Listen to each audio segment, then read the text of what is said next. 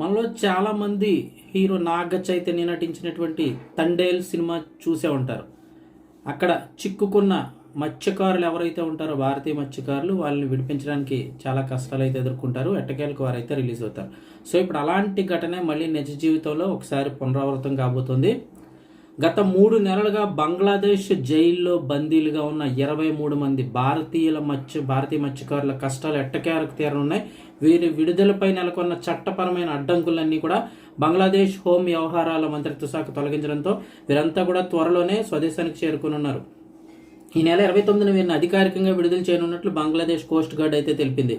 అసలు ఏం జరిగింది, వీరు ఎందుకు పట్టుబడ్డారు అని ఒక్కసారి వెనక్కి వెళ్తే, గత ఏడాది అక్టోబర్ 22న విశాఖపట్నం హార్బర్ నుంచి వేటకు వెళ్లిన మత్స్యకారులు సముద్రంలో దిశ తెలియక పొరపాటున అంతర్జాతీయ సరిహద్దులు దాటి బంగ్లాదేశ్ జలాల్లోకి అయితే ప్రవేశించారు.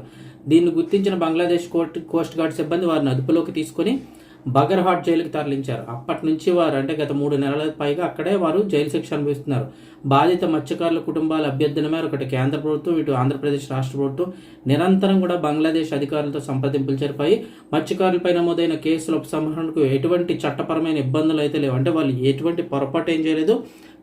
దిశ తెలియక పొరపాటున బంగ్లాదేశ్ జలాల్లోకి అయితే ప్రవేశించితే వాళ్ళు అదుపులోకి తీసుకున్నారు. సో ఎటువంటి ఇబ్బందులు లేవు కాబట్టి ఆ దేశం ప్రభుత్వం స్పష్టం చేయడంతో విడుదలకైతే లైన్ క్లియర్ అయింది అంటున్నారు. ఇక విడుదలవుతున్న 23 మందిలో 9 మంది విజయనగరం జిల్లాకు చెందిన వారు కాగా మిగిలిన 14 మంది కూడా పశ్చిమ బెంగాల్ వాసులు అంటున్నారు. ఈ 9 మంది కూడా విజయనగరం జిల్లాలోని భోగాపురం, పోసపాటిరేగ మండలాలకు చెందిన మత్స్యకారులు విడుదలవుతున్న వార్తతో వారి గ్రామాల్లో పండుగ వాతావరణం నెలకొంది.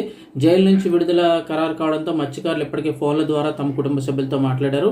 3 నెలల తర్వాత తమ వారి గొంతు వినడంతో కుటుంబ సభ్యులు కన్నీటి పర్యంతమయ్యారు. విడుదల ప్రక్రియ పూర్తయ్యాక మరో 5-6 రోజుల్లో వీరు తమ స్వగ్రామాలకైతే చేరుకోనున్నారు. వారు ఎప్పుడెప్పుడు ఇంటికి వస్తారా అంటూ ఉత్తరాంధ్ర తీర కుటుంబాల కళ్ళల్లో ఒత్తులేసుకుని ఎదురు చూస్తున్నాయి. సో ఈ నెల 29వ తారీఖున అయితే కనుక వీళ్ళు విడుదల కాబోతున్నారు.